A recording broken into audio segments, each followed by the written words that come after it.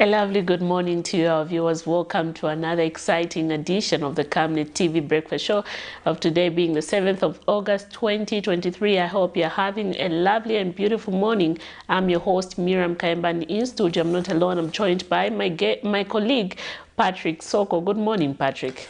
Good morning, I almost Miriam. mistaken you for my guest. I don't know where my mind is in the morning. But anyway, I don't know where my mind is, but I'm trying. I'm not trying. It's a positive Monday. Are you sure? Yeah, it's a positive Monday. I don't know about you, but on my end, it's a positive Monday. I encourage you to have a positive Monday as well. Yeah. Yeah, positivity is always the way to go. So we'll not worry much. In as much as we have worries behind us, we will try to ignore them and make sure that we stay positive, because at the end of the day, regardless of the circumstance that you find yourself in, it has its purpose in life. Things happen the way they happen because of sometimes circumstances beyond our control. But what we can do best to avoid unfortunate things happening in our lives is by making sure that we are proactive and taking precaution. And when it comes to taking precautions, some things are just unavoidable. But whenever something bad happens, you have to find the right attitude and the right positive energy to move on from that bad thing. Because at the end of the day, if you keep yourself worrying over what has happened, you will never move forward. So yesterday is history, and today represent what we can do best in the future. So the future is also determined by what we do today.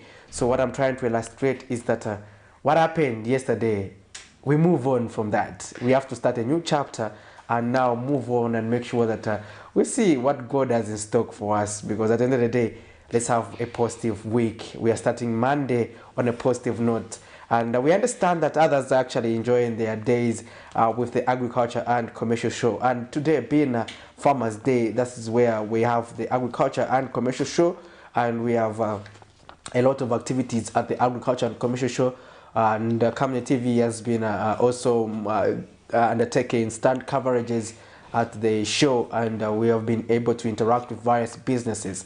So let's keep it positive, and also remember to take your children so that they can go and see various entertainment pieces. Indeed, let us keep it positive. I love the positivity energy.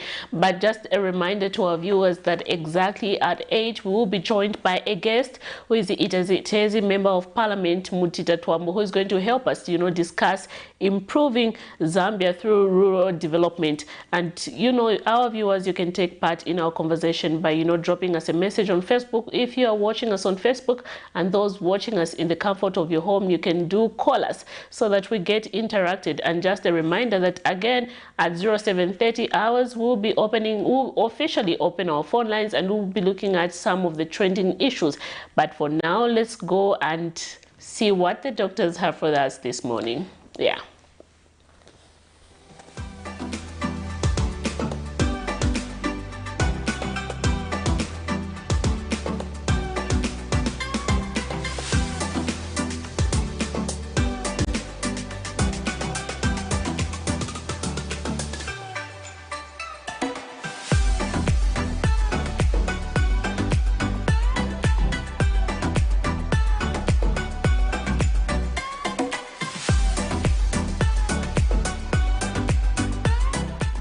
Good morning. My name is Dr. Rafat Basit Masa. I'm coming from Medical Women's Association of Zambia, MUAZ, and I'm going to take you through burns. I'm from the University Teaching Hospital. So I would like to take you through burns because it's one of the most important topics that we face almost every single day. We are always facing a lot of burns, patients with burns. We are losing out patients with a lot of burns. So we want to highlight you about burns, what you need to know about burns, what you need to understand about burns, how we treat burns. We want to discuss everything with you. So burns, what is burns basically? We need to understand what is burns basically. So when it comes to burns, burns takes place when you have like something really hot touching your skin or something really cold touching your skin. For example, if you have hot water pouring on you, it may burn you, yes. If you have hot porridge or hot oil touching your skin, it may also burn you. If if you pour acids, if you get electrocuted, all these things are burns, and they are so injurious to health that we end up losing a lot of people every year. Every year we are losing quite a number of people, which we don't want to lose. We can avoid some of these injuries just by getting to know what they are, how to go about them, how to prevent them, and how to stay away from their complications. So when we talk, what are the things that may burn us? Like, majority of the times you find that you are cooking, especially when you come from the low income families. You are cooking using braziers, so you find there are children who are walking around, running around. Once you leave that brazier alone with hot water or porridge, something cooking on it, it pours on the child, and actually the child gets burnt, which is so devastating because some of these things can be avoidable. Children are here to have a good life and not to get burned and end up in hospital. Some of them, they lose their lives, others they actually make it, others don't make it. This is how it is. So when it comes to burns, we have, types of burns that take place. For example, there are 3 types of burns actually which happen. So one is superficial. It's quite superficial. So that happens with hot water, oil, porridge, some of these things. And it only burns the skin. It doesn't go, our skin has got multiple layers, but it does not really go penetrate much into the deeper part. It's quite superficial. So that is the first type of a burn. Then the second type of burn that we have, it's a little bit deeper than the first type. So for example, it gets your skin and a little bit deeper into your skin. So that burn, you'll find that it also occurs with acids, then other corrosive agents, then fire as well. Fire also causes quite deep burns. So these are second type of burns. Then third type of burns are really, really deep, that actually also burn your bones, your other organs. They actually go very deep into your body, and they burn quite a good amount of your body, which is sometimes very, very difficult for us health workers to also handle that burn, especially if it's really, really a great percentage of burns. So some of these things can be avoided by simple precautions. For example, when you're cooking, please make sure that you cook in a place where children are away from that place. Ensure that your children are not nearby so that they are protected from burns. Yourself, when you are doing all these household things, please ensure that you are also protected completely from going into this injurious part. And also in terms of we have noticed also those people who are like mechanics and they deal with cars. You find they open up their radiators without waiting for it to cool down. So we have patients who actually come with like deep burns secondary to that, because make sure that you wait for the radiator to actually cool down, then open up, because majority of the time if you open it up with the way it is hot, you may burn your face, your chest, your neck, and it may be deep burns, which also can be protected. So in burns, we can also have cold burns secondary to really, really frozen part. For example, we have certain diabetic patients that have suffered from what we call nerve disorders. So they have this habit of putting their feet on cold water all the time for hours and hours, because they don't feel that they have put their feet in cold water, but sometimes you find that they put their feet in cold water for hours, 1 hour, 2 hours. Those actually cause they are very harmful to your feet. You may end up burning them because you're overcooling them. You're cooling them and you may end up burning them more. That is also one way of burning, because those people think that by putting their foot in the cold water, they are actually feeling better, but they are actually causing more injury to their health, which is also one type of burn. So please look after yourself when it comes to burns, because every year we are losing out more than 10,000 patients approximately countrywide due to burns. Some of these things can be avoidable and some of these things can be protected. So please keep watching our channel and get to learn more and more. The more you watch, the more you learn about our problems that can be actually solved without even coming into our institutes. So please keep watching Camnet, because we'll be bringing you different types of topics, different types of exciting things to talk about, and lots of things that you're going to learn about. Please stay tuned with us and see you tomorrow morning again. My name's Dr. Rafat Basit Masa. I'm coming from Medical Women's Association of Zambia, MUAZ, and I'm from University Teaching Hospital. I'm working there as a general surgeon.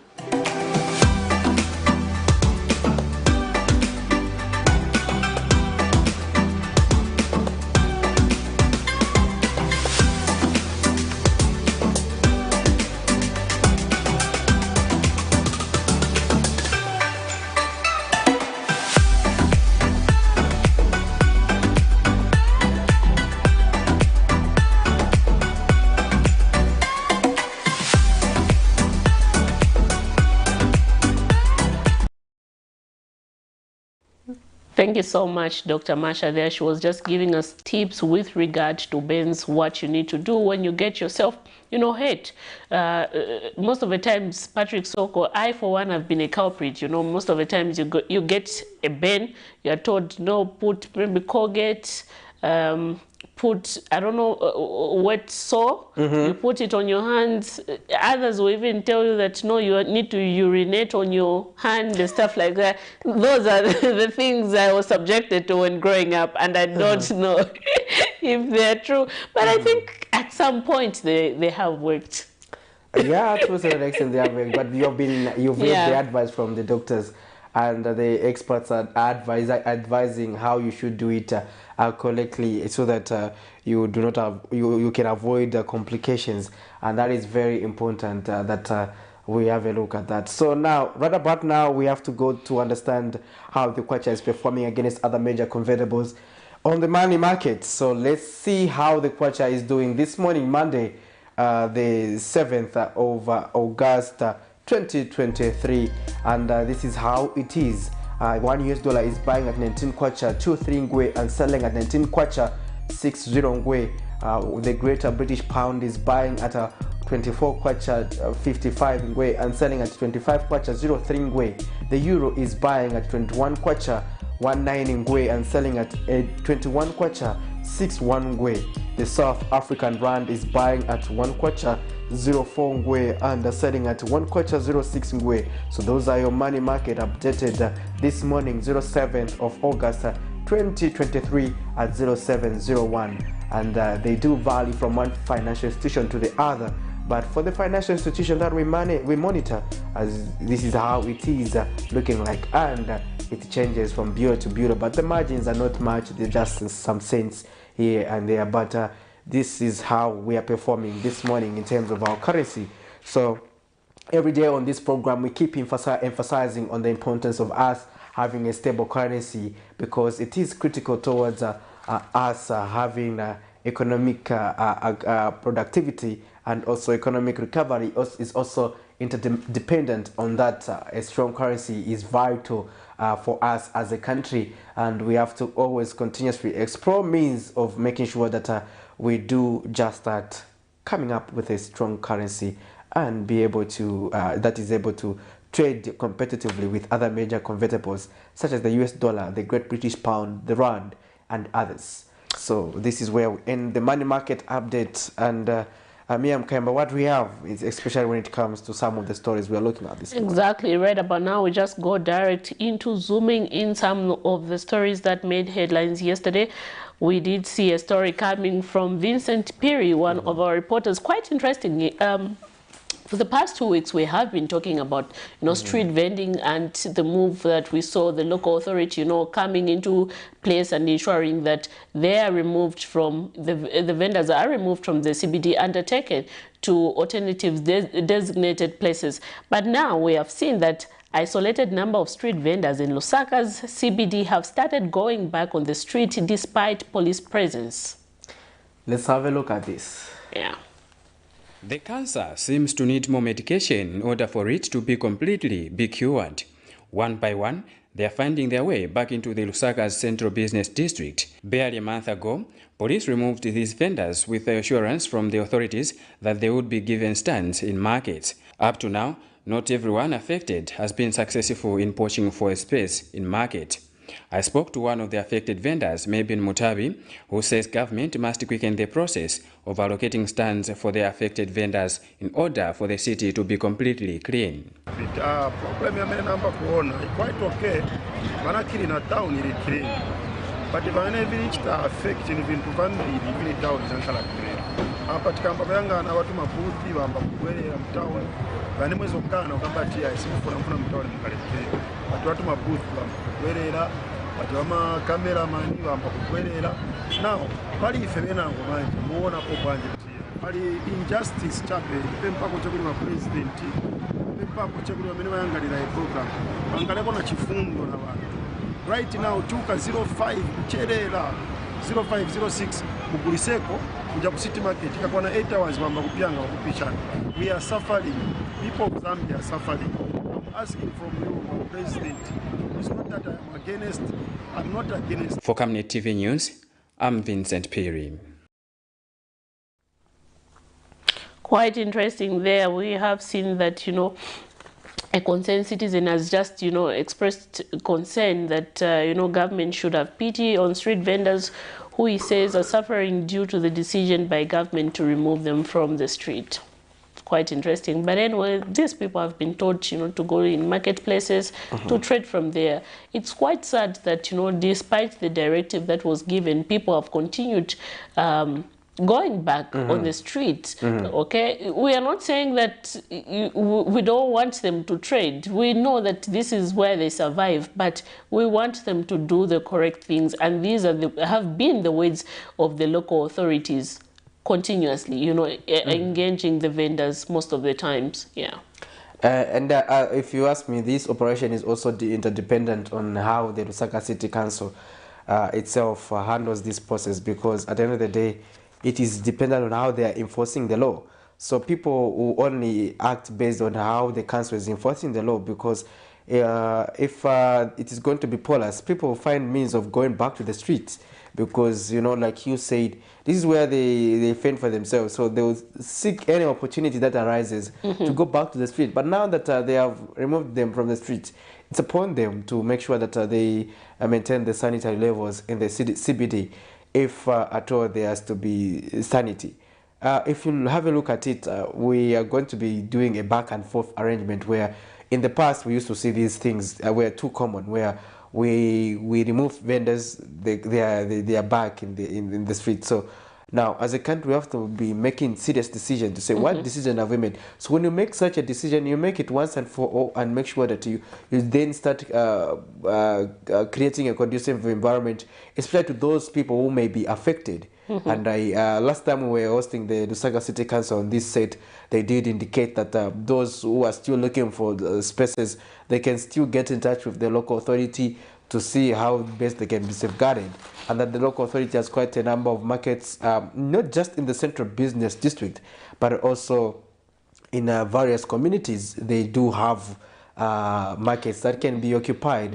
We are aware of some of the markets that are not occupied, because people also opt to trade outside the market. But that is not sanitary. If you look at it, for example, the way we were throwing garbage, the way issues pertaining to access to toilets Those are things that have to be paid attention to, because people were practicing open defecation in plastics and in mobile money even in booths. towns, even so, in the CBD we saw so that. if you look at that in the CBD now, it is unhealthy. So anything can happen. Even a typhoid breakout can arise, or even cholera. So we also saw that when the COVID-19 came, it was also an issue, because in the streets it's difficult to help to uphold the COVID-19 guidelines. So at the end of the day, you tend to see that if we are not that proactive, some of the things have their repercussions to the society in general. Exactly. And you know, one thing, Patrick, if you can have, you know, people going back to the street despite police presence, slowly they are going back, it tells me something, that at the moment the local authority should do some good sensitization. There's need for mindset change. You know, people have not accepted the reality that they need to go back to the market, and this is a safe place where they can trade peacefully without having any interruption by the local authorities. So now, if we're going to see people going back to the street now, trust me, we need to do a lot of sensitization, because few years from now, the situation will be the same. Yes. And the argument will be, what did we do? Where did we go wrong? What was the need for us to say, let us remove street vendors? And then in the wrong line, they come back again. So let's also have a look at this one, Miriam, where Citizens First Party leader Hari Kalaba says government should have first given vendors enough time before being removed from the streets. Mr. Kalaba says government should have emulated how other countries have handled vendors by first providing an empowerment fund for them. He says the funds should have been attached to conditionalities that only those with stands in the market should have access to the financing. It says this could have prompted the vendors to move inside the market without being pushed. What happened is what we have proposed as Citizens First. We have said, first of all, government should have given the vendors time. They should have talked to them instead of treating them in the inhuman condition that it dealt with them. That was wrong. Secondly, what should happen is that bring in an incentive, the way we have proposed. When you go to countries like Ethiopia, even countries like Rwanda, in East Africa there, you find that the vendors naturally get themselves out of the street into the market. How do they do it? The incentives that are attached in the market, like everybody with a market stand will qualify to having a loan of about 50,000 kwacha.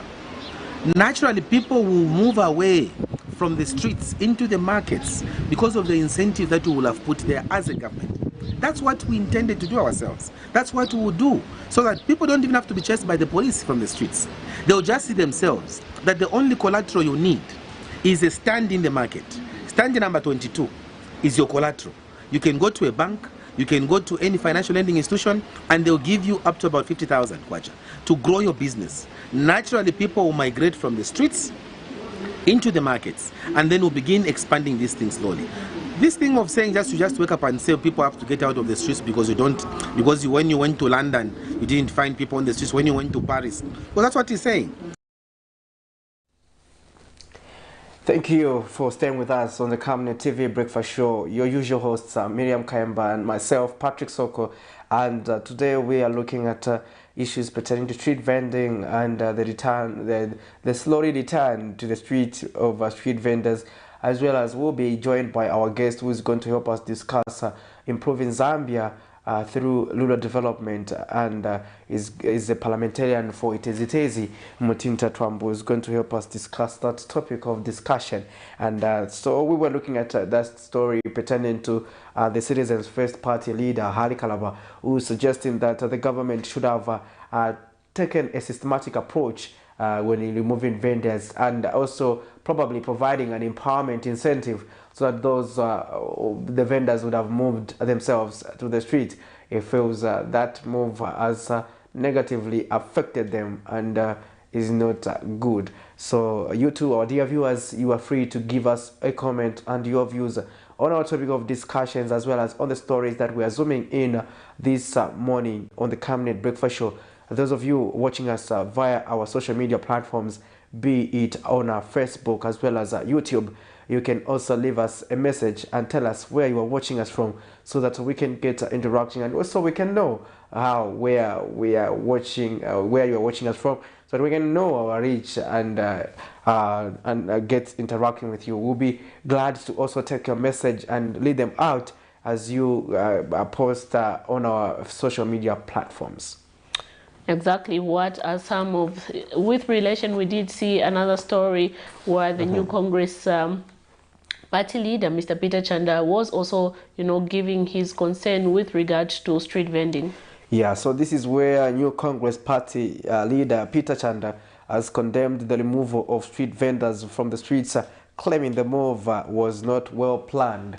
Speaking in an interview with Camnet News, Mr. Chanda says the previous government worked to better the lives of street vendors, hence allowing the formation of street vendors associations among other organizations.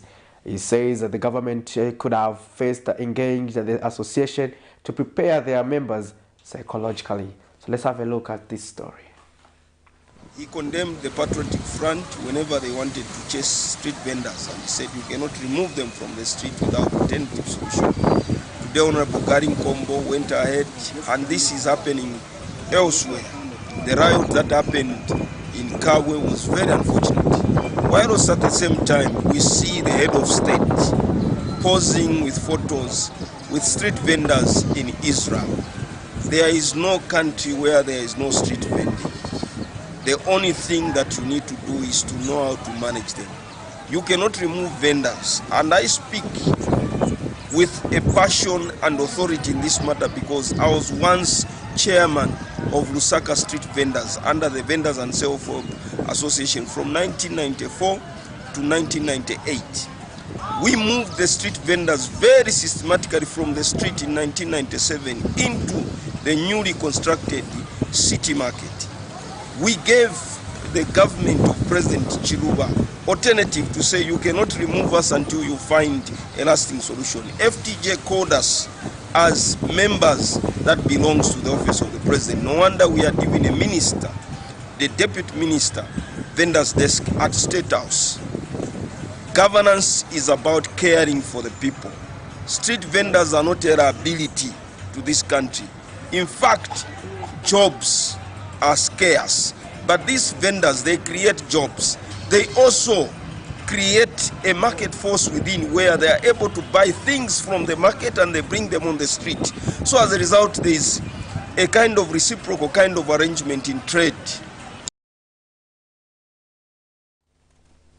Quite interesting. We have seen that the issue of street vending has been a topic of debate for quite some time, but we hope that in the months to come, we'll be able to see a lasting solution and a permanent solution being found.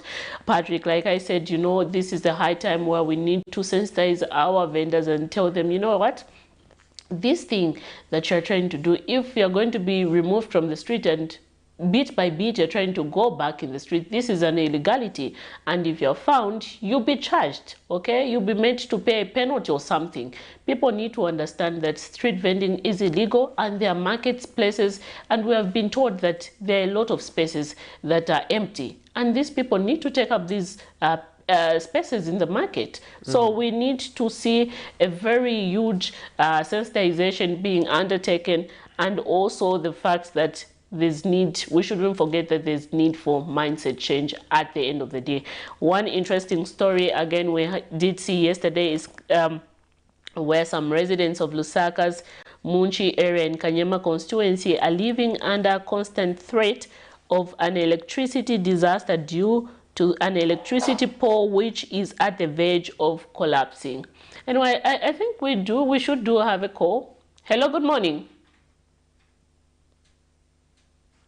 Hello, good morning. Morning, madam. How are you? Fine, thank you. How are you, sir? I'm all right, thank you. Please tell us your name and where you're calling us from. Kiungi Kings calling you from Mpongwe. It's good to know that Mpongwe is watching us this morning. Please go ahead with your contribution, sir. I just want to to Mr. Balaba's sentiment. Please go ahead. Yeah. The idea is good, but the UPND government can still implement that. The nature of us as Zambians, they can go get a stand in the market, get the money, the 50,000, buy merchandise, and bring them back into the street to sell. So what they have done is quite good. They will give them the money when it's in the market. And they are there. That's where they will give them the money from. So they can still do that. That's a good move that they have done to keep our country clean. I appreciate that. And what Mr. Peter Chanda is saying is also wrong. It happened in Chiruba's era. We are not in Chiruba's era today. Today we are using Newton government and the years are fast. Things are changing. And we need to move with time. We can't remain in the colonial era time. No, we have moved on and we must move with time. Thank you. That's my contribution. Thank you so much for your contribution. There you have it, valid contribution. Remember that you can also give us your opinion on the Camnet Breakfast Show, just like our previous caller did. In case you want to join the conversation here on the Breakfast Show, do give us your perspective. We have looked at quite a number of stories, Miriam. Anyway, and those are the stories that our guest is commenting on, and that's our topic pertaining to our street vending, and he was responding. But before we took that call, we had we were trying to look at the story. Yeah, we were trying to look at the story where some residents of Lusaka, Munchi area in Kanyama constituency are living under a constant threat of an electricity disaster due to an electric pole which is at the verge of collapsing. Anyway, let's get direct into playing the story. Electricity is key for economic growth as it powers the largest part of mechanical installations, from domestic to industrial machines. However, electricity is arguably one of the most dangerous commodities, which needs proper packaging as it is being delivered to the clients, especially in highly densely populated areas. This is not the case for residents of Lusaka's Kanyama Muchi area, who are living in a constant threat of electrocution due to a ZESCO pole line which has a rotten base. One of the concerned residents, Notando Pili, says people are living in fear as efforts to engage ZESCO in the matter have yielded nothing, despite checking the scene several times. Dala pamene inayamba problem ya poyi tashita report talema bambiri bakabwera bamakamba ndi not 10 po bakabwera not 10 po kunagwa mapozi kwa msonda uko kujabiri tinabakonka tabwera nabo ati keep on calling muzingo tuma chabe mafoni kuja bazaka kuyankani bakabwera bakaichecking ati zakabwera so chabe ndemo ntinkalira paka ndi apa pani mabwa manje kuichecking kuno kumazula vimanzi ese nen season ipo yagwa ingapa abantu bangati already mwaona bana che bali kuno ero kuponse pemwe imirira kupama nkala vimanzi maya bwa pezeka yagwa so ni bangati bantu bane bangafi tibazesiko babwe babwere kufika pano tibemba babe batikonzere ko mvula ikalibe kubwera pamene apa bashange inangu po. Another resident has expressed similar fears. Explained this problem to them. Unfortunately, they've been paying a deaf ear to us, so we don't know what they want. Maybe they want to come when this pole gives us problems. Efforts to get a comment from ZESCO by broadcast time proved futile. It is only hope that the power utility company will heed to the cries of people in this area and avert the imminent disaster. For Camnet News, Afias Kaptula, Lusaka.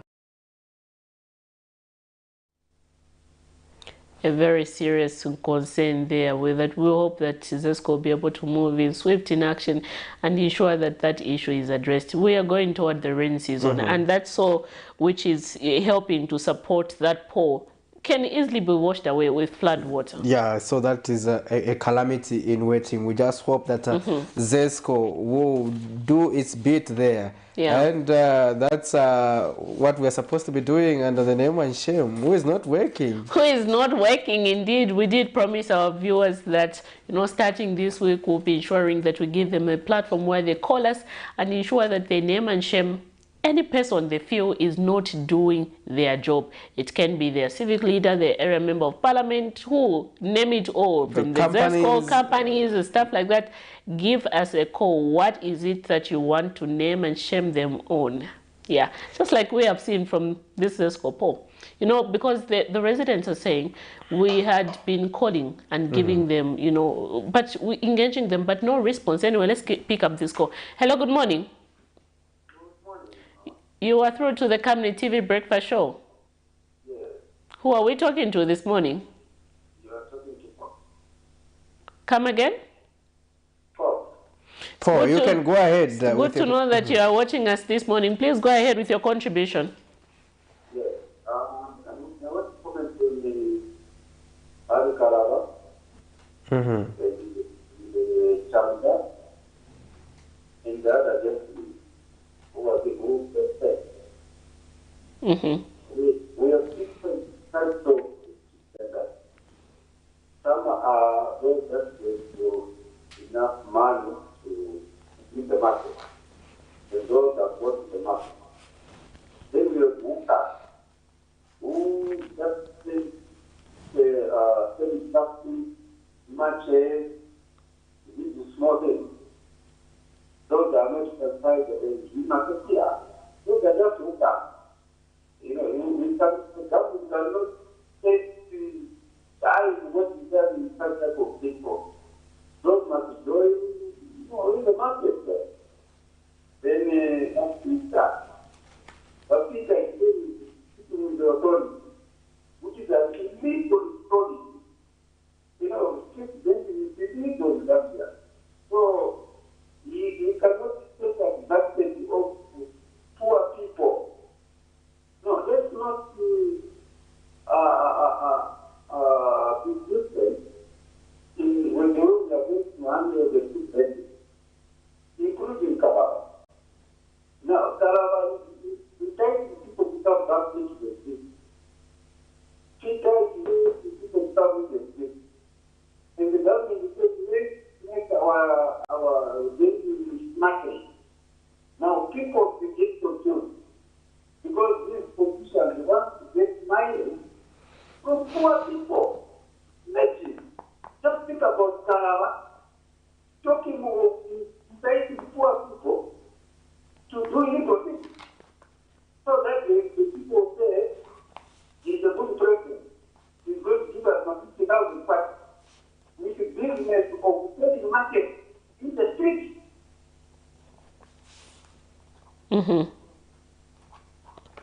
Okay, there you have it. I think the point is clear. Yeah, you too can give us your comments in case you want to join the conversation on the breakfast show. The topic of discussion we were discussing pertaining to street vending, and we had comments from a concerned citizen who is also a former vendor who was expressing concern that others have started coming back into the streets, and that the authorities should look into that so that probably they create a level playing field. Or others, we also had the reactions on the Citizen First Party President Hari Kalaba, who was also expressing concern pertaining to the similar issue. Then we also had another one who is New Congress Party President Peter Chanda, who was also expressing concern, and he was trying to compare how previous government handled the issue of street vendors. But in my, before we get to look at another story, I would like to get your perspective, Soko. Do you think we need to politicize the issue of street vending in the country, given the fact that everyone knows, and it's a fact, that street vending is illegal?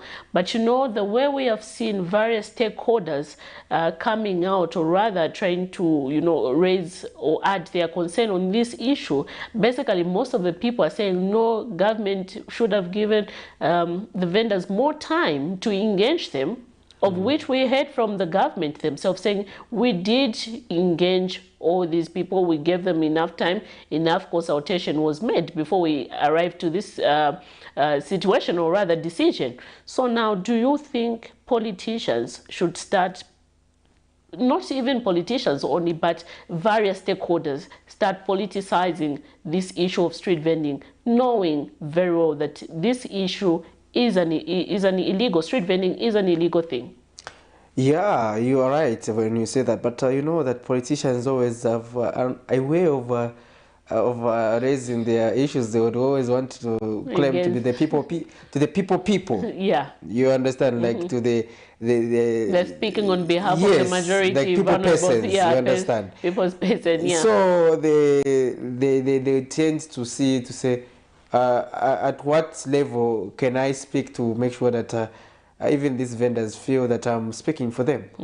So usually that has been the problem. But if you look at it, when they are doing that also, they do it without looking at the dictates of the law. The future implications. Yes, the law is key. When you're talking about the rule of law, is that I think, let's be fair, is street vending, first of all, Miriam, illegal or it is legal? It is illegal. Then that answers the question. So we should by all means strive to do the correct things, because if we stop following the law, we become ungovernable. Because at the end of the day, we start comparing to say, but why do you want to arrest me when you have failed to arrest those who are doing an illegality there in the street? You understand? People start comparing, so they'll say, but which measure are you using to punish us and not punish those ones? You understand? Again, when you talk about issues bordering on equity and everything, there is a concern also bordering on those traders, the plight of traders who are in markets. Those are paying levies to the council and other authorities. Now, the concern has been that people would opt to go and buy outside. So those who are paying taxes, due taxes, are not able to get clients because people are buying outside, because people at the time, whatever I'm going to find inside, probably if I can find it just by the roadside, I'd rather buy by the roadside. So as a result, are we being fair to those who are doing the right things? So should everyone else move and do the wrong thing? But to avoid that, what do you do? So ensure that the playing field is equal. Yes, so you make sure that everyone else does the correct thing. Now, the onus is now on the local authority to continue to identify the needs of the people. You know, for me, Kanyama constituency CDF, TWAAMBO constituency CDF, also Kawata constituency CDF, also Lusaka Central constituency CDF, and also part of should be, is it Mandevu or Matelo? They needed to sit together, because this is a common ground. The CBD is a common ground, because people from TWAAMBO there. Part of the CBD is in TWAAMBO. Yes. Part of the CBD is in Kamwata. Part of the CBD is in Kanyama. So you are seeing that there are a lot of constituencies that are benefiting from this. So it's about putting also heads together. What can they put together to, for example, in terms of each constituency contributing a little, and they come up with a market that can help sustain that can help people have a trading space. Yes, because the fact is that everyone doesn't want to trade in the compounds, so everyone wants to be in the CBD, and we are told in the compounds we have markets which have been abandoned by these people. So you can also meet that demand for vendors by creating extra markets. So it's about how creative we are thinking as a country to be able to attend to such matters. At the end of the day, if you have a look at it, the CBD, like all the constituencies, mostly they are benefiting from the CBD. To what extent are they contributing resources to say, okay, for example, if we are able to come up with another big market that can accommodate people, a market that goes under, that goes up, you are able to make sure that you accommodate as many traders as possible. Then you make sure that there's a designated trading space. You can't be trading everywhere and anywhere, but collectively. And that's what we saw, because at this point, trust me, if the local authority did not move in to ensure that, vendors are removed from the street, we would have seen a situation where every single street would have turned into a place where people are now trading from. We saw that. Yeah, so that is unfortunate. Yeah. And you see now those shop owners also are struggling. We're struggling to have business, because you discover that this vendor is also selling what you have in your shop, and they are putting it just right by your shop. And even maintaining the surrounding just near your shop, it will be very difficult. Because there are things all over. All over. Your shop does not even look attractive. You cannot even attract a client because most of the things are hidden by those people who were trading from there. So now that street vendors are not there anymore, we want to see a clean city where each and every shop owner will be able to ensure that they clean their surrounding where they're trading from. Yeah, in fact, there's an SI that was issued, a circular that was issued pertaining to how the maintenance of buildings and property owners were advised on what they should do, and they should be able to paint. Should be by the deadline should be 31st of August. Yes. So we just hope that they will comply to that and make sure that they can also beautify their facilities, that especially those who are trading in the CBD. Anyway, let's take a look at some of the comments from our viewers who are watching us live on Facebook. We have a comment from Muriana who says, Kafiwa is watching. We thank you that Kafiwa is watching us this morning.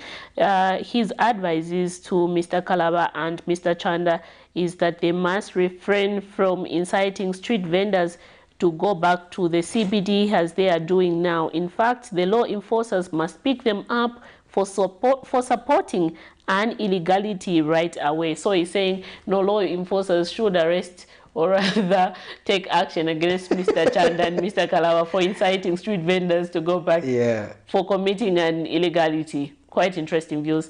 Anyway, just a reminder to our viewers that our phone lines are open and you can take part in our conversation this morning where we're looking at, street vendors going back to the market, to the CBD, among other issues. And at 8, I did say that we'll be joined by a guest where we'll be looking at improving Zambia through rural development. You, our viewers, can take part in our conversation. So let's have a look at this story where representatives of over thousands of people who invested in the Kamono Farm initiative have pleaded with the Zambia's President Hakainde Hichilema to compel the Drug Enforcement Commission to release their resources. Representatives from different provinces of Zambia who gathered at the former offices of Kamono Farms have complained that the case has taken too long to go to court while their money is being withheld.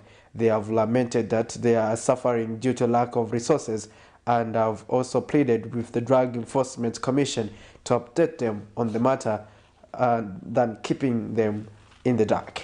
So let's have a look at this story. These are representatives of over 1,000 of people from different provinces of Zambia who invested in Kamono Farm, an initiative that assured them of a good return once they invested their hard-earned monies in the business. However, months after government through the Drug Enforcement Commission announced that it had frozen the accounts of Kamono Farm to pave way for investigations, the owners of the resources are now concerned over the silence by the authorities on the matter. But right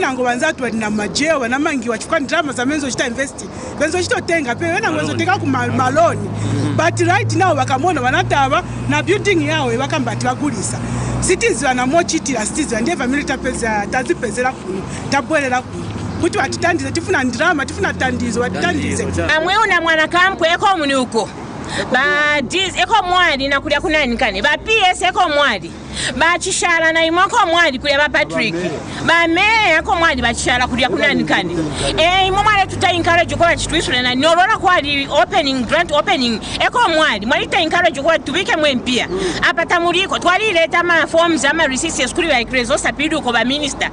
Na nomba tapani na answer ikresa ngako. Fisha fa mnechita. Mnafa tukafwe. Abantu bakamono bezo pama Facebook ama postati. We are going to the court to do what, to follow up the issue. But moreover, we have someone here who works to court, who knows. If we have searched the information, there is no one who has gone where. They have not been taken where? To court, which is a blue lie. When you ask your deck he said to court. So we want to understand what is transpiring on the ground between Iwakamono, Nawandari, Nawadek. They have since pleaded with the Republican President Hakainde Hichilema to compel the Drug Enforcement Commission to release the money so that they can invest it in other productive sectors adding that their lives have been miserable since their resources were withheld.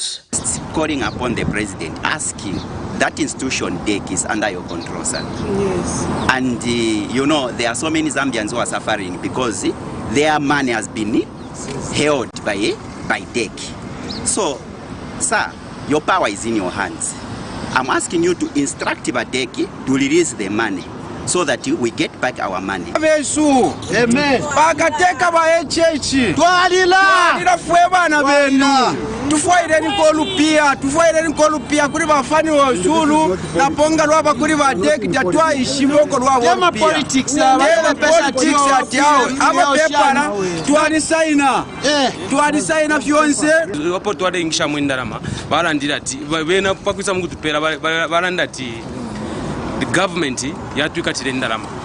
So we have to find out because tabale tutana update ifilivionse kudifezi. So how are we going to know that if we position to liponisa? Because the government got to address each and every. Now it's 1 year now they didn't tabale run defilivionse. Meanwhile, Drug Enforcement Commission Public Relations Manager Hussein Ken, when contacted, assured this reporter that he would get back to her with the right information on the matter. For now, all that these people have called for is for government to speed up the process of ensuring that they recover their resources. Prudence Chota, reporting for Camnet TV News. Very sad indeed. We have seen that, a lot of people, vulnerable people, victims rather, have continued, crying to the local authorities, to the relevant authorities to ensure that they get their monies back after investing, and the investment did not go as planned. Last week we did see various people also invested with Save Africa, calling upon the relevant authority to come on board and just assist them so that they can see the best way where they can get their monies. After investing, they did not get their money, and we have seen this has continued to happen. And like I said last time, we need people to understand that certain investment, for you to do them, you need to understand fully well what you are getting yourself into, because I say the same thing. If it is too good to be true, it is not true at all. I have no words, Patrick. I have no words, because you yourself just saw that after the interaction that we had with some of our viewers last week, who were giving us their own testimony of how they were, scammed and stuff like that, how they lost their lifetime investment. It's quite sad. It's quite sad. Yeah, it is quite sad, Miriam Kayemba. But, when you lose something via such means, just move on. Let's have a call. Hello, you are through to the Camnet Breakfast Show. Good morning. Good morning, sir. How are you? Fine, and how are you, sir? Fine, thank you. Your name and where you are calling us from? Mr. Kimsonga, calling from Shimanda district. How is Love Shimanda? That district with a nice name. Yes, indeed. Yeah. You can go ahead with your contribution, sir. Hello? You can go ahead with your contribution. I want to contribute about the street vending issue. Okay. Yes, I see the well-meaning Zambians supposed to move to appreciate what the government has done to keep our city clean.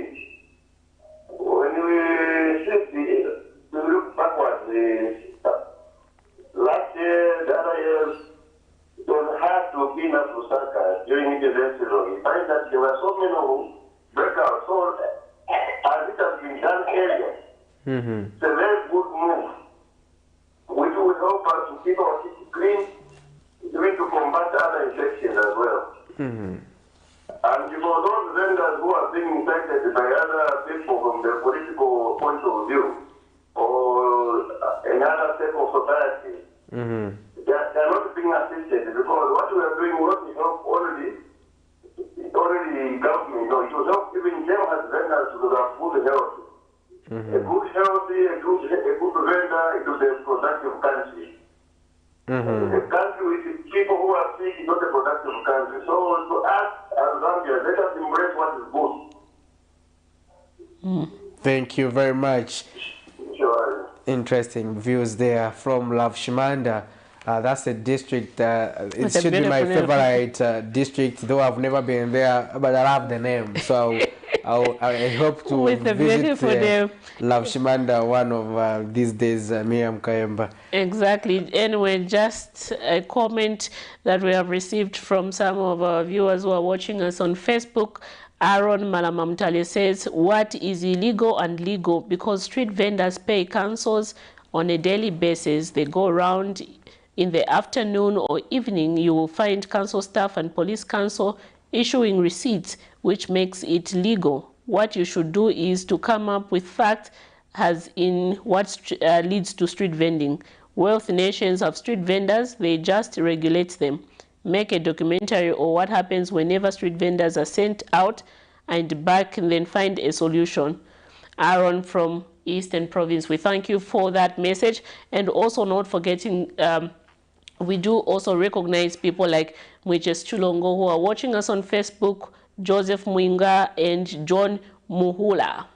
Interesting views from Eastern Province. However, we did sit down with the council here last week. They did admit that they were abetting that criminal activity, that illegality, because by virtue of them getting that money, they were also aiding that illegality. Yes, so they did. The council did admit when we hosted them on this seat. So whether just because the council were working with the status quo to say there's nothing we can do. So what do? Do we let these people just sit and trade without contributing anything? So the council also joined the illegality instead of enforcing the law. So the culprit has always been the council. Even the previous attempts by various administrations to address the issue of street vending, it was owing to the failures by the local authority. So if you look historically, it has been always been failure by the local authority. So when you talk about also regulated street vending, the council haven't been proactive, for example, to say, okay, if we designate a street where street vending should be taking place, what should we put in place? Especially, there are important things. We need running water. We also need we can also have mobile toilets. Mobile toilets, Yes, or put up a toilet along the same street so that people are able to access the toilets. Then we also have to make sure that where people are, where there is a food section, it is not where people are selling saraula. It is not where people are selling shoes. It is, so it has to be segmented. So, but in the case of what is used to happen in Zambia, it was changanya. Inenigulisa tunkumba hapa, iwe ugulisa kachasu hapa, inenigulisa uwina ngwagulisa vovara hapa, uwina ngwagulisa sapato. Just like that. So, but is that orderly? And others even cooking in Shima. Yes. Others are running a restaurant just by the highway.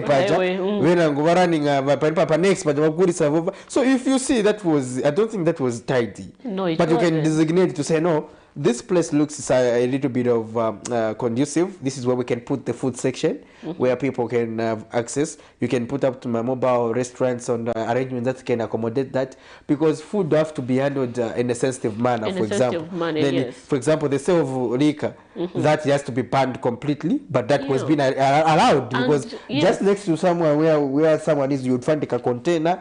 There is a lot of small bottles of mineral water. Someone drank as early as 8 hours when they have to be in the CBD and work. Yes, but then the CBD sleeping by the island because they are drunk. We have seen those things happening. So like we say, so all these things, if we are talking about regulated vending, it is the onus of the Lusaka City Council to do that, like our contributor from Eastern Province is suggesting. So people always find alternatives. The mushrooming of bus stations is as a result of the council's failure to identify the needs of the people. So what people do is that informal settlements come up as a result of people creating the things on their own, because authorities, there's no one to help them or to guide them. That's how even these compounds you are seeing came about. Even Chivoria, even Mrs. Chawama. That's how they came into being, because when people were flocking into Lusaka in search of good lives, they had nowhere to stay. So what do? You go and make up a makeshift arrangement within near the CBD. You start staying there. Next time you start building a house just there, as you start settling in the city. So at the end of the day, the authorities have only come after people habit an area. Even at the same Mayad you call Kamara South, it was not the idea of the Lusaka City Council that area was not designated for residential purposes, but it came into being because cadres saw the need and saw that the council not doing their job, and the cadres allocated themselves that responsibility and started allocating plots, and the council only came after. Anyway, just hold your thought. Let us speak this call. Hello, good morning. Hello. Good morning. Good morning. Good morning. How are you? We are fine, thank you. Who are we talking to this morning? You're talking to Mr. Kamtet. Where are you calling us from? Oh, it's good to know that Kawa is watching us this morning. Please go ahead with your contribution. My contribution is that I wanted to comment on what you say, that the people should know where they invest in. You know, Kamono, they are agreeing with the fact that they are presenting themselves within a showground. They decided that the cabinet officials will be there. But the thing is that if you say that you ask people should know where to go, they are allowed to go to places like showground to showcase their products. That's why we get that, and we are able to invest in that investment, because it is the government function that ensure the way to the Kamono is there. What do you expect me when I go at Kamono time? I'm going to invest in Kamono because they are there. If you say they'll tell me what they are doing and they are there, I'm going to invest in Kamono. There's the other part of the Itachi and the Calabar. I think we shouldn't be concerned with all issues, especially I've liked the way it's presented. We can't have many people living here on the street, selling food on the street, cooking on the street. No, we need a way. When you can cook and other things, there's a health hazard in that. Thank you so much. Thank you for your contribution there, and good to know that Kawe is glued this morning. And interesting views they are coming pertaining to investments and Kamono farms and everything. That was a popular name when we talk about investments. You know, sometimes there's something I'm cooking, but it's not yet right. But I want to. But at least you can give us some tips. There's a better way to invest. Like if you look at the capital markets. So, but as Zambians, have we taken an interest to invest in the capital markets? The answer is no. So the capital market is well regulated by the Securities Exchange Commission, and anything that is happening in the sector, you are updated as things are unfolding. And there's a lot of benefits in the capital markets. You can invest with these people who trade in bonds and other shares. So they are quite in the stock market. There's quite a lot of interesting ventures you can invest in. So if you invest in the capital market, you are sure that your money is safe and your proceeds are safe, because at the end of the day you'll be able to get your dividends. And if you are investing through a third party like an investment entity, they are also going to be paying you your money as long as you continue doing your part. You are servicing them. So there's money in the capital markets, but how frequent do we as Zambians get interested in that? Foreigners are trading in the capital markets, and only a few elite Zambians who know the benefits of that sector are doing that. But how can we make sure that you and I, Miriam, can invest? Anyway, let's speak this call. Hello, good morning. Hello, good morning. You're through to the Camnet TV Breakfast Show. Who are we talking to this morning? You are talking to Mrs. Danda from Luansha. It's good to know that Luansha is watching us this morning. Please go ahead with your contribution, ma'am. Yes, I want to contribute on this issue for the street vendors. What I've seen is that I think as a country, we lack planning. Okay, the future research and the other things we were planning a long time ago when the population was small. But now look, the population has expanded. So what we need is to come up with a solution, a long-lasting solution that is going to accommodate the expanding population. Okay? Sending them away from the streets, yes, it's a good idea, but where are they going to go? So first we need to plan on where we are going to put them. Yes, there's the issue of the market, that's a thing that the places are empty. But when you go there in the actual fact, the places are filled up. There are still a lot of vendors that cannot find the places to go and sell. So what we need to do is replan our cities. For example, the Minimum Tower Justice Station. If only they can replan it, redesign it to accommodate the vendors as well. They can build a bus station on top, and then beneath you put the vendors there. What is that in other countries, okay? Yes. Without really making the city dirty, we can redesign it. That is my contribution. Thank you. Thank you, Ms. Banda. We value your contribution, and they are valid this morning, especially as we are talking about street vending. Ms. Banda is speaking what is accurate. Mrs. Banda. So now, if you look at what she said about planning, that's what I was explaining about these cities, these compounds having mushroomed as a result of illegalities, right? Yeah. But the authorities only came after. ZESCO came to put electricity after. As we talk right now, I don't think the Lusaka Water and Sanitation Company, Lusaka Water Supply and Sanitation Company is servicing Kamwala South and Chalala area. If you look, almost 90% of the properties in that location are on the boreholes. So that tends to tell you the extent of the problem. And if you have a look at it, it gets to tell you where we have a problem as a country. And that is something that we need to pay attention to. So now, right now, let's just zoom in this story where the Engineering Institution of Zambia, EIZ, has concluded investigations into the collapsed building at Linda Tanoff in Lusaka, which are claimed alive. So let's have a look at this story. Then we'll be back on the other side with the interview of the day. The Engineering Institution of Zambia, EIZ, has announced it will soon conclude investigations into the collapsed building at Linda Tanoff, where one worker died. The building becomes the second in recent memory to collapse in Lusaka. Charged with the responsibility of regulating the engineering profession, EIZ disclosed that it launched investigations into the matter after it happened on 1st August 2023.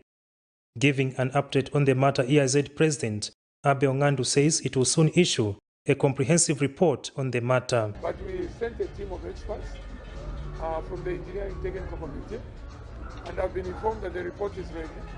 And the team of experts actually had experts in health and safety to look at whether procedures were followed in terms of securing the place so that nobody gets hurt.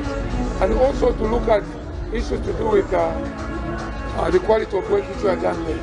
Speaking during the ongoing Agriculture and Commercial Show, Engineer Ngandu has warned that if anyone found wanting in the matter, they will be dealt with by the law, including possible imprisonment. If the contractor is not registered with EIZ, we shall refer the matter to the DC, the disciplinary committee. We will suspend them from EIZ, they will not be allowed to practice.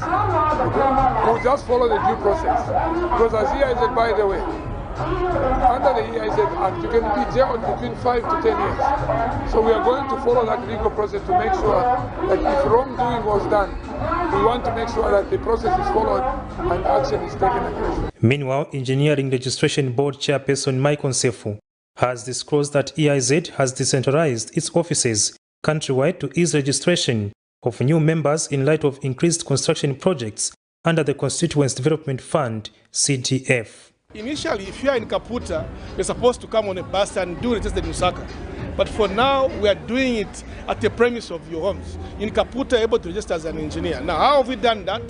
We signed a memorandum of understanding with the Ministry of Local Government, because those are the ones who are executing the CDF. So I've got an MOU such that we're able to register our engineering organization, professions and units from the comfort of these districts. For Camnet News, Afias Kaptula, Lusaka. Welcome back. Thank you for staying with us on the Camnet Breakfast Show. And in studio this morning we'll be joined by our able guest who is going to help us discuss topical issues as well as issues bordering on rural development. Our guest is the Member of Parliament for TEZHI. He is TWAAMBO MUTINTA, who is going to help us discuss these things we have been analyzing. Honorable, good morning. Good morning, sir, and I wish to greet the people out there. We're glad to have you on set this morning. Thank you so much. How are the people of ITEZHI? Well, the people of ITEZHI are doing very well. Yeah, I will be in the constituency tomorrow, just to, as you may be aware, Parliament adjourned. And in the UPND, the practice is that when Parliament adjourns, people should not be in Lusaka. People need to go and open their ears, open their eyes wide, listen to the concerns of the people. We might be thinking we are championing a right trajectory, but on the ground there might be certain concerns. These concerns that we hear from the people that we represent in Parliament, they are very important.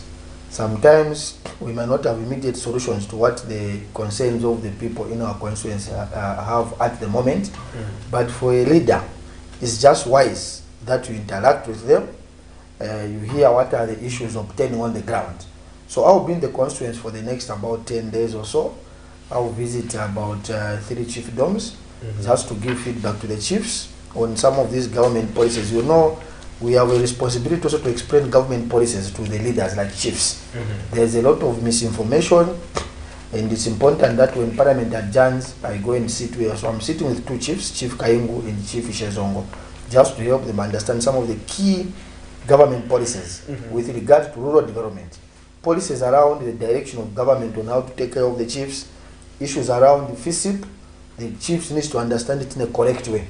Also, some of the issues government, some of the economical processes government is undertaking, also issues around CDF, the chiefs need that detailed information. And I'm also visiting all the sites where we are working on CDF. You, as a member of Parliament, we are not the implementing agents of CDF. We provide oversight. You might be seated in Lusaka thinking that CDF is working, schools are being constructed, hospitals are being constructed, the roads are being constructed. Meanwhile, on the ground, there is nothing. So it's very important for me to do an on-spot visit to all the projects. So we are constructing a 1x3 classroom block in a place called Mbira, in a place called Kauka. I'll physically go there. I'll go to another place called Mbira where I want to do a boarding, boys and girls boarding facility. I'm going there. I'm going to another place called Mpombo where we're doing a health facility. I'm going there. I'm going to Munga where we're doing a 1x2 classroom block. So I'm going across the entire district. And also it's very important to interact with the people in churches, sports events. So these are some of the issues that I intend to go and engage my constituents in the next few days that I'll be in the constituents. Interesting. Now, Honorable, before you came, we had a hit debate with our viewers who were giving us feedback pertaining to the issue of street venting.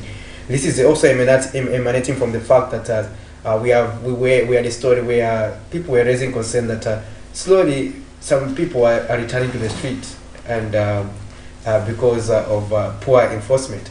And we had Citizens First Party leader Hari Kalava saying that the government should have first given vendors enough time before removing them from the streets, and he's also suggesting that the government should have also empowered the vendors with resources before they removing them from the streets, so that whether they are taking them, they should have empowered. They should have given them a fund to say go and trade in the markets. They would have moved on their own. But overall, as a parliamentarian, we want to get your perspective pertaining to issues of street vendors and how it has been handled this far. Well, thank you so much, sir. I think, like it has always been said, you see, you don't politicize the health of the people. And there's only one institution on this piece of land that represents the interest of the people. And that institution, it has to make decisions that are even overboard in order to enforce something which is of common good. And the notice that you are talking about on street kids, this notice was made even from Sata's time. The notice was also made during Rungu's time. So, and the European government, as soon as it came into power, it had to enforce what the law says. You see, a government, the responsibility of a government is to enforce, to interpret and enforce the law. So the law is very clear that there is no one who is supposed to participate in street vending. The reasons are very clear. It's a health hazard, not only from the food and the other stuff, also the roads. The people are being hit along the road. So the government has a responsibility amidst opposition, like from, I don't know, is it Calabar? Citizens First Party. Harry Calabar. Harry Calabar. Yes. That's his new party. So you see, some of these opposition don't even know what their political parties are. I don't know. I've never paid attention. You know, I don't know the name of his party, but I know Harry Calabar. However, so there is also an aspect of people wanting to remain relevant in the political sphere, because what can Harry Calabar discuss now if you can't just oppose somehow? So it's also wanting to be relevant. So if you check, even in our own parliament, our friends from the opposition, including my older brother Bowman, he supported this idea. Even all the Patriotic Front members of parliament that I sit with, when this idea was brought on the front of the house, Minister Gary Kombo came to make a ministerial statement on the same issue, and everyone supported it. And we feel that this is how it ought to be. Certain decisions we need to be speaking the same language, and agree that this is something that we need to do. And the conversation of saying they needed to be empowered, honestly, the government doesn't work like that. How do you expect government? What model? So when people are bringing this kind of opposition, they should also be given a very clear roadmap. So we should be asking them further questions. Okay, come up with a framework. How would you do it? You get the point? Come up with a framework. How much money? So when people are opposing, they should be very clear. If I were him, I would come up with a tentative budget, a tentative structure, a tentative design of how this issue could have been dealt with. And not just saying, give them what. No, that's not constructive opposition. So, sir, even in my own constituency in ITEZHI, we have undertaken this exercise of cleaning up street vendors. Even a small town like ITEZHI, we saw that the street vendors were also mushrooming. And we decided to give notices to them, and we asked the police to swing into action, and we managed to remove them in the streets. Lusaka was like ITEZHI once upon a time. So when you allow lawlessness to creep in, that is how you fail to govern. I was in Rwanda last month, no, actually less than a month. Sir, how different are the Rwandese from us? I stayed in Kigali for over 5 days. I never found any piece of paper in the street.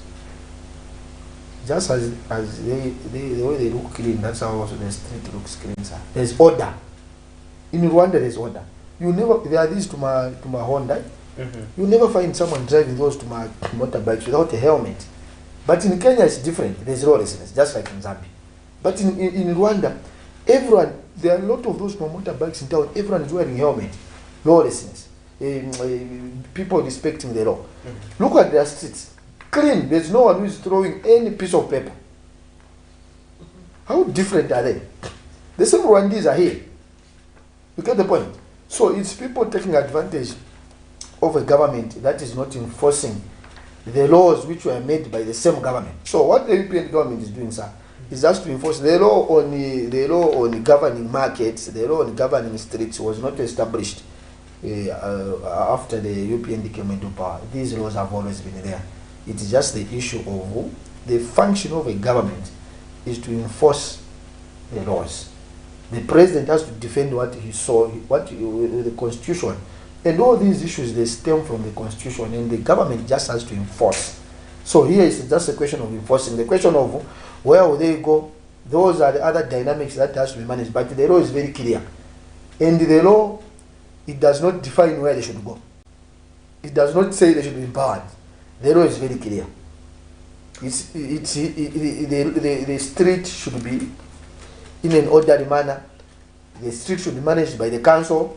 So the law is very clear. So for me, you don't oppose the law. Do you think there's need for a mindset change? Because in as much as we have seen that, you know, the street vendors were removed from the CBD, but they're slowly going back to the street despite police presence. Yes, indeed, like I did mention, it's an issue of a mindset change. Because ultimately, Miriam, what happens is you are disadvantaged those that are in the markets.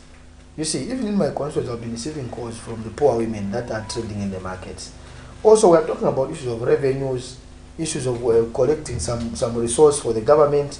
But now, if people are just in the street in a disorderly manner, those are the same people that are talking about CDF should increase. Hey, we want to. So you are saying you should. How do they empower them? If there are no levies which are being collected, then those are the same people. You know, there's a health burden. The money which was supposed to go towards their CDF is being used to treat them from cholera. So you see how the angle works, eh?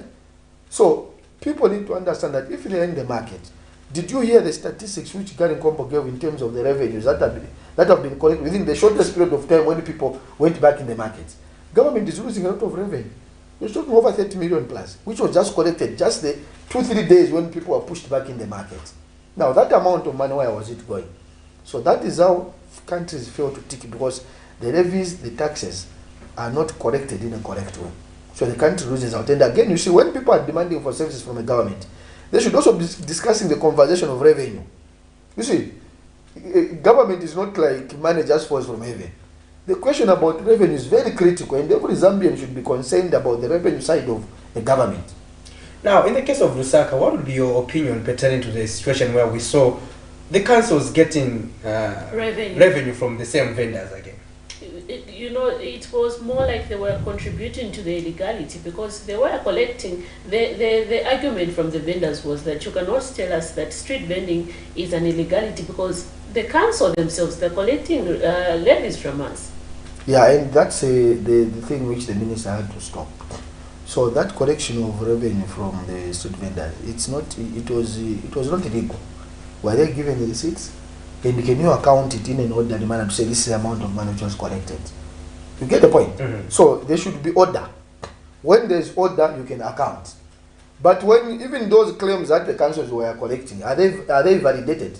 Can you prove? You can't. Which standing number? If they were given receipts, the receipts were written which standing number. So that was criminality within the council, and also a responsibility within the marketeers. So all and above, colleagues, people should just go in the markets. Even in my constituency, I will continue to enforce this. I will be in the constituency, I will be monitoring the situation, and I will not take it kind. We just need to be orderly. That's how orderliness is started. But like Miriam is saying, indeed, the question is the change of mindset. Change of mindset, colleagues, takes a lot of time. The UPN government is struggling with a lot of policies that requires people's thinking to change. I'll give you an example. Even this same CDF. Just on Friday, Miriam, this is a very interesting news item. We gave about 54 groups grants in ITEZHI. On Friday, one member of a group decides to go and withdraw a 16,000 from the bank without the knowledge of others. The other member of the grant of the women club goes and withdraws 12,000 without the knowledge of the members. What is this? This is the kind of proper mindset change. People are still thinking about the PF. How they'll just get money from government and they go and dance. No, I think it's not correct. I told the council secretary, can we report this to the police? And as soon as I arrive in ITEZHI, sir, if I find that this person has not returned the money, it will be headline, this person will be in the police cells. The council was kind to write to this person, asking to take the money back. But for me, my stance is very clear. Even the council secretary was not supposed to write to this person. They were just supposed to throw this person in the police cells.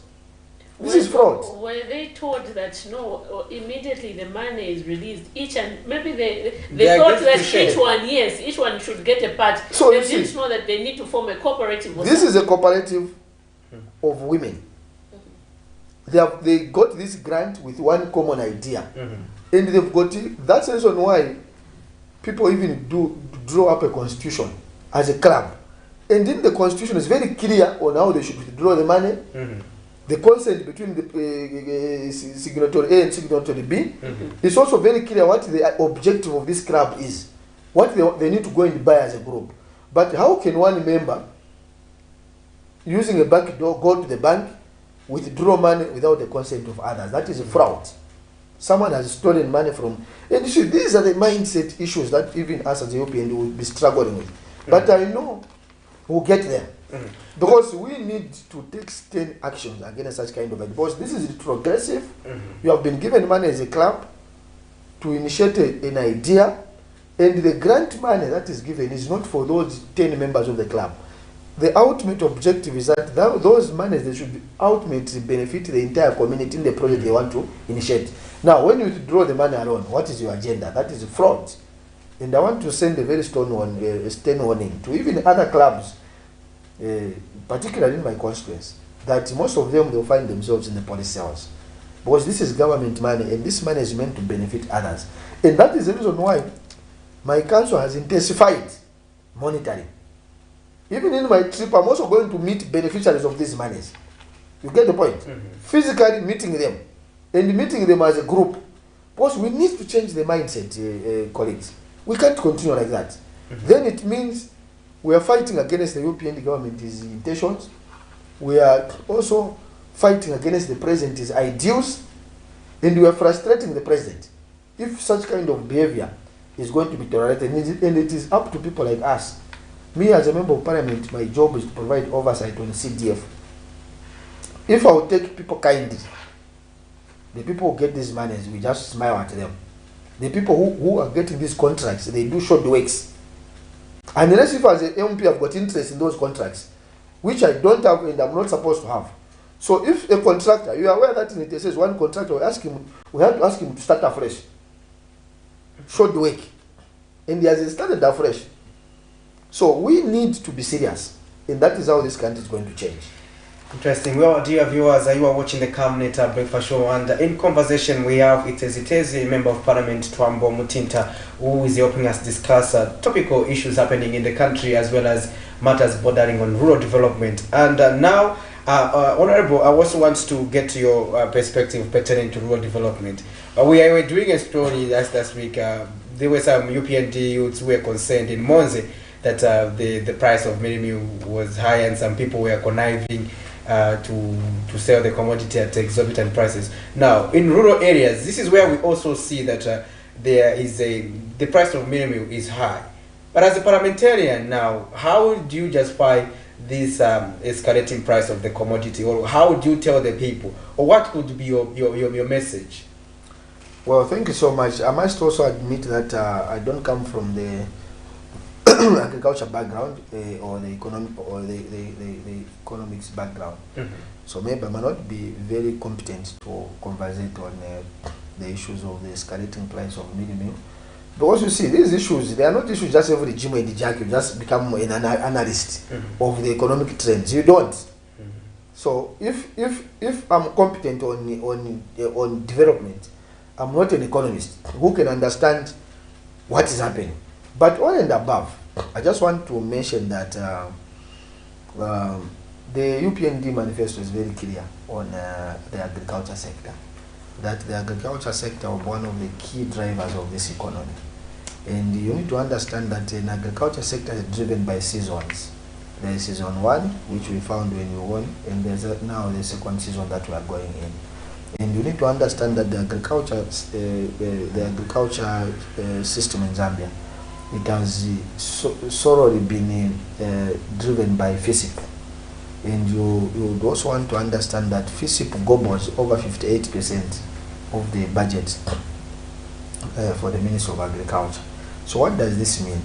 It means for a long time, the Ministry of Agriculture was just embedded in maize production, or those pieces of subsidy that sits under FISIP. The other sectors of the ministry, like recruiting extension officers, agro mechanization of the sector, provision of overheads like vehicles, all these other sectors, they were being disadvantaged at the expense of FISIP. Is it making sense? Exactly. Yes. Now, this government, in its manifesto, is very clear, and it says that it is going to reform FISIP. Already, there are over 1 million plus people that are on FISIP. In my constituency, there are about 30,000 plus people that are on FISIP. Right? But the 30,000 people that are eligible to be on FISIP, but only about 20% of the people they get FISIP. So the other percentage, they can't access FISIP. And also you need to understand that this FISIP has been mad with the corruption. In my constituents, people were in court. The court cases were just ending last week. We retrieved over 200 plus bags in Mumbwa, which were being ferried from ITEZHI during the last fishing season. And the agriculture officers have become rich at the expense of the poor people. At my home, I would receive 30 people at night from villages, claiming that they've been left on FISIP with their relatives who died, they are on the list. There's been confusion on FISIP. And that is the reason why this government is trying to reform FISIP. And if you hear, I know more details going to come. Like I said, I'm not very much competent. FISIP is now going to be called CASIP, Comprehensive Agriculture Support Program. And what government wants to do, FISIP is going to be CASIP. There will be an element of loans. There will be an element of business, and there will also be the element of a program which is on the social side. So those people those farmers, emerging farmers, that are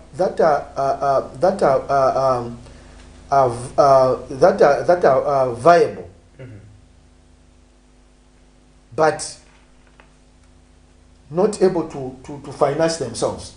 Those poor farmers, they will sit under programs like the expanded food program, which is under the Ministry of Community Development, that deals with the poor.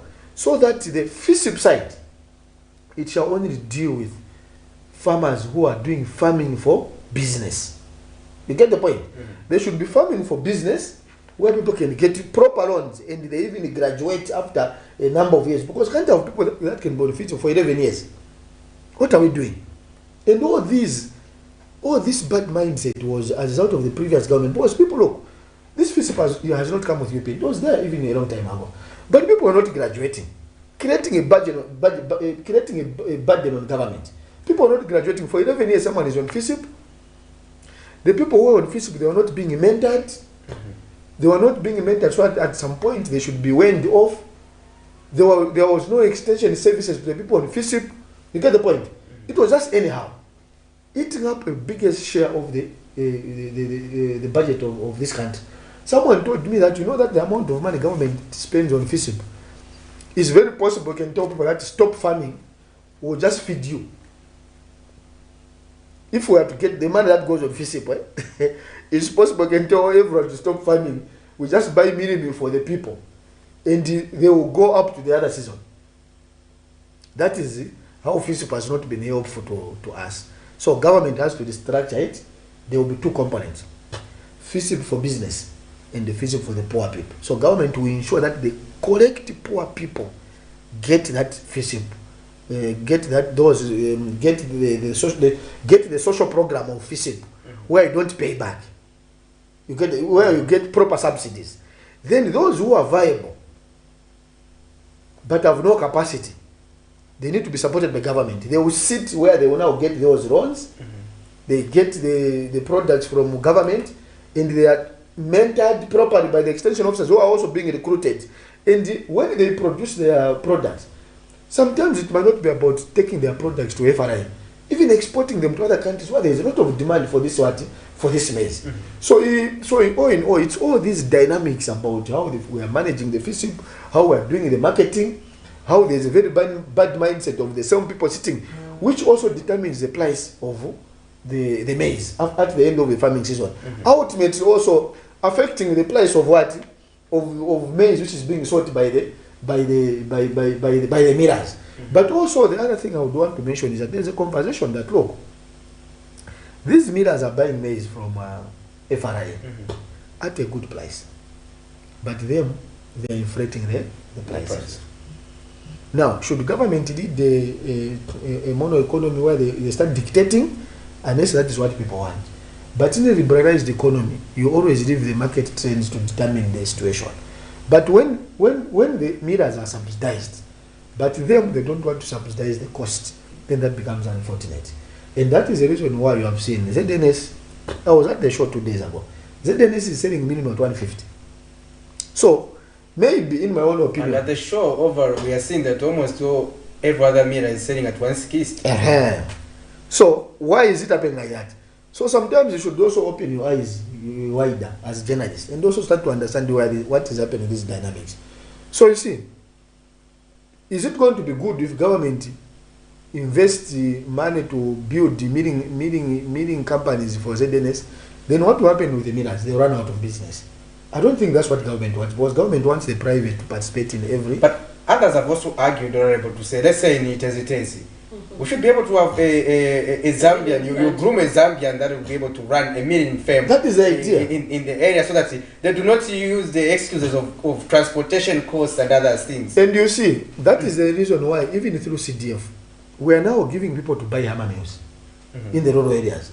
So that we break. Honestly, I'll give an example. In my constituency, colleagues, I produce. Why should I have a bumper harvest from my farmers in my constituency? It says it produces a bumper harvest every year. I don't just have the correct figures here on how much maize we produced last season. 1 month down the line, everyone is angry. What does it mean? There's something wrong with it. What does it mean? So the maize is taken out of the district instantly. So it all tells you that the agriculture system, it has to be deconstructed.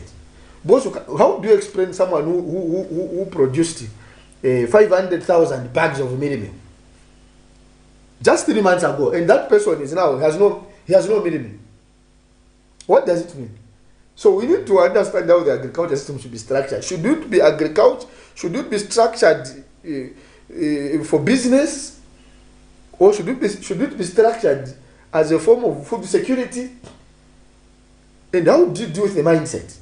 So also maybe on the part of government, what we need to invest also is the marketing side. Marketing and also sensitization of the people on issues of food security. But also the other issue that confronts us amidst the government policies, the government ideas, is also the issue of climate change. I think it's something that I would be unfair if I don't bring it on board, because not all the farmers would have a bumper harvest. Yeah, but in most of these areas, like even in my constituency and many other constituencies, Mazabuka, Monze, even across the northern and what, climate change is real, and it has been affecting the productivity of most of our farmers.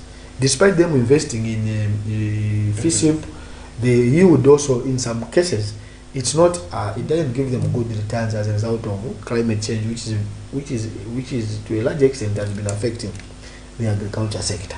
So for me, colleagues, these are some of the dynamics that confront this sector. Like I did mention, I may not be very competent, but my basic understanding is also the minister has been saying, can you have a backyard garden? Let everyone have a backyard garden. You get the point? Because if you all had a backyard garden, why should you go and buy milling meal? Just why should you all go and buy milling meal? There'll be no business. No one will buy from the that shop in No, but the intention is not to buy from someone. The intention is food security. The argument is that probably especially our friends in the rural areas manage, but because the land in Lusaka where just into the no. Also, you see, the minister has been saying, let's not be lazy. Miriam, we like Lusaka. Let's not like Lusaka, please. You see, anyway, don't just wake up, drink tea. Don't just wake up, drink tea. You want to go to Nando's and what? That's how we please, especially we the Tongas, our culture. That's the reason why even we are failing to make we Tongas to make business, make agriculture business. Anyway, it's our culture just to farm. Farming is part of our culture. We don't look at it from the business point of view, right? Agriculture should be made a business, colleagues. Lusaka people, let's not be lazy. You're just seated in you are just in. But everyone else can be a farmer, honorable. But you know, you can always do something. Just because if you are going to convert every teacher into a farmer, they will say, "In fact, I'm making more money in my. Let me just see, these children. At the end of the day, honorable. No, but the basic idea. We have to be systematic. At least if the majority yes are in agriculture, even in our own homes, we fail to have a garden of vegetable. Sure. Let's be serious. That's laziness, eh? You want to be buying vegetables? Anyway, as we come towards the conclusion of our program, maybe just highlight some of the significant progress in terms of CDF implementation and what are some of the key priorities in ITEZHI talking about projects. Yeah, thank you so much. So, just to highlight again, you see, when you're talking about rural development, we need to start from the concept of decentralization. You see, this government deliberately decided to decentralize the resources, decentralize decisions to the local people, so that your grandmother should have a say in what she wants. Your grandmother, Miriam, should also have a say on what type of development they want, what type of priorities they want. And for me, this is what makes the UPND government and President Kagame to remain on a record that he was the first president to effect decentralization, and he was the first president in the history of Zambia to allow every commoner to make a decision on how he should be governed. Because being governed is not only about human rights, it's about the economical governance. So President Hijirema has remained on the record as being one of the first president who has brought governance, economical governance, to the lowest level, where even the illiterate, those who can't read, those who can't hear, the disabled are now making decisions on how they should be governed, and that is decentralization. So the people of ITEZHI, they are very much thankful to this president, because for a long time they were disadvantaged by a centralized government. Right now, ITEZHI is an industrial revolution. What was happening in the 1600s in Europe is what is happening in ITEZHI. Why am I saying that? For the first time, the council owns a grader, the council owns a tipper truck, the council, very soon we're buying a TLB. The council is back to life, and it has machinery that will help us deal with the 21-kilometer township roads we have, because we never had an opportunity to be given a tarmac like other districts, because the government was very selective. We have now an opportunity, the moment we assemble this amount of machinery, we shall be grading all the roads going to my chiefs. If you went to if you visited my chiefs, like Chief Kaingu, he has no road, it's a sorry site. Chief Musungwa, he travels over 80 kilometers a distance, which he could cover in 30 kilometers, because they've got no roads. Now, government is giving us money to assemble machinery so that we can be able to deal with our own problems. One of the key priorities that the people of ITEZHI have always had is the road. We don't have a road to ITEZHI. We struggled thinking that we can also get a bit of money from CDF, but unfortunately, the road is too long, it's too expensive, it was abandoned in the previous government, and even from CDF we have failed to do that road. But what we're doing, we're investing in machinery so that we can have the capacity maybe to maintain the D769 road that goes to ITEZHI. Because having those machinery, they will help us to do routine maintenance as we wait for government to finance it and conclude where they abandoned it in the previous government. We also have got a challenge of the education facilities in the districts. I only have about 121 classroom blocks against the desired need of over 259 classrooms. The young people, they are learning in crowded classrooms. The young people are walking long distances to access school. And using the CDF, we are doing what we can. We, as I speak now, in the next 1 year, we would have done 30 additional classroom blocks. This is being done using CDF, and also from my own initiative as a member of parliament and the district team, we're engaging other stakeholders. Right now, part of the site visits I'm doing, I'm going to a place called Kauka. This was a mud school in Chief Fisher's Ongo's area. We are constructing a 1x3 classroom block, a water point, a semi-detached house, and an ablution block. And for your information, for ITEZHI, we are not doing half-baked, we are not campaigning. Where we are constructing a school, it's a complete set. We don't believe in we do a school without a house, without water. No. We are doing a complete package. That is what we are doing at a place called Kauka. At a place called Munga. Munga has a population of over 900 children, but there were only 2 to 3 classroom blocks. How are the children learning? We are constructing a 1x3 classroom block, a water point, a semi-detached house for the teachers, and an ablution block.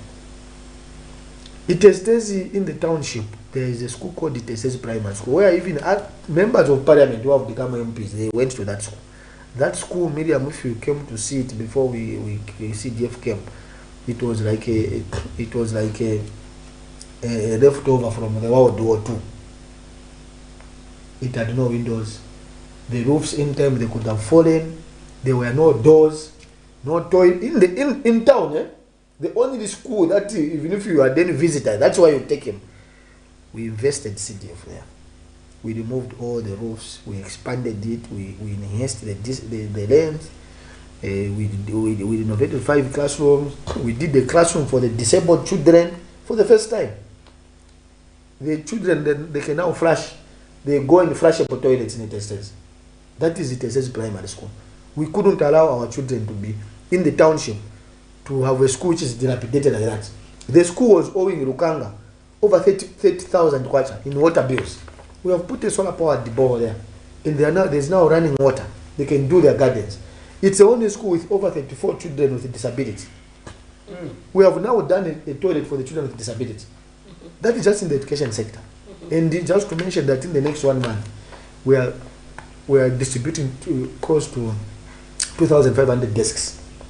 And these desks, they are going to 32 schools out of about 41 schools. And these desks, they are going to be produced by clubs, associations, companies, all of them from within ITEZHI. And we have given poor women, we have given youths, we have given men within ITEZHI to manufacture. We have given them the contracts. These contracts have been given to the locals as a way of empowering them. Women groups, about 4 women groups now, they have contracts for this. Close to 6 youths, they are now struggling with capital. And they are learning. It's mindset change. The women now, they don't even know where to start from. But we said, let's try them. We shall support them to enhance their capacity. There's always a first time. So as I speak now, it says everyone is busy, sir. There's no idleness. People have got contracts for desks. All these contracts I'm talking about are being given to the locals, and we are promoting women and the what? And the youths. When I come to the health sector, we don't have a hospital in ITEZHI. From the time the district came into being, from 1997, no one has ever thought of constructing a hospital. What is there is just some old structure which was being used when the dam was being constructed. ITEZHI is prone to animal-human conflict accidents. There's a lake there. There are a lot of accidents in the water. We don't have a hospital. It's something that I'm busy talking to government that we need to invest into a hospital. We have 21 clinics spread across. The distance to ITEZHI for referrals is expensive to Lusaka. However, we are also busy constructing clinics using CDF. You might learn that our CDF in ITEZHI has been more concentrated in the health and education sector. These are the basics. If you go to Europe, in their parliament, no one is talking about constructing a road, constructing a school. They dealt with that a long time ago, and that's how development works. So what the European government is now doing is we are dealing with the basics, unfortunately. And that's the reason why you see that you might not see real-time changes in the lives of the people. It's because unfortunately in Africa, not only in Zambia, we are still at the issues which were dealt by our friends in the 1600s. We're still talking about water. We're still talking about schools. We're still talking about roads. Our friends dealt with these issues a long time ago. They are now looking at the individual. They are now talking about people. People are now at a level of investing. You get the point? You get the point? In Europe, no one can steal chipiango outside. If you leave a chipiango outside, no one will steal it. Was here chipiango mtu haba chipiango? So it's very unfortunate that we are still dealing. But I can assure you, colleagues, that in the next 3 years, even the same ITEZHI, we'll get premium, not basics. Wait, we'll be in the Premium League because you see, at the pace we are moving now, I told you about the deficit of classroom blocks. Just this year we are dealing with 30. We might have 30 classroom blocks. So already in the next 2-3 years, if the situation remains the same, we would have dealt with the issues of classroom blocks. We come to the teachers' houses, another challenge we are facing. So we are dismantling these problems that were left for years and years without being attended to. And I'm very certain that if this President Again became a president maybe 10 years ago, this country could have been at a different level. There you are. And we are regretting as Zambians. Thank you, Honorable, for finding time to be with us in the studio. Thank you so much, colleagues, and I wish to thank the viewers and the listeners, and I wish them a pleasant holiday. Well, our dear viewers, this is where we have to call it a day. Being a holiday, we had to get the Honorable out of his comfort zone. Today is Farmers Day. Usually people are given an opportunity to go to the Agriculture and Commercial Show where it was officiated by the President on a Saturday, and the event is ending today, and we are seeing various people trooping to the showgrounds. The last day is always congested, and be sure that you protect yourselves and your children. Make sure the children do not get lost, and make sure that you also safeguard your property so that they do not steal from you. Interesting enough. Now let's also have a look at we'll leave you with some of the stand coverage after the breakfast show, so that you can get to see some of the organizations we are going to visit at the show. Just after the breakfast show, we're going to have some stand coverages that we had with some of our clients who are exhibiting at this year's Agriculture and Commercial Show. And interesting that this is where we have to call it a day, Miriam Kaimba and myself. But do join us tomorrow with another interesting episode of the Camnet Breakfast Show. Remember that Camnet TV is not just another channel.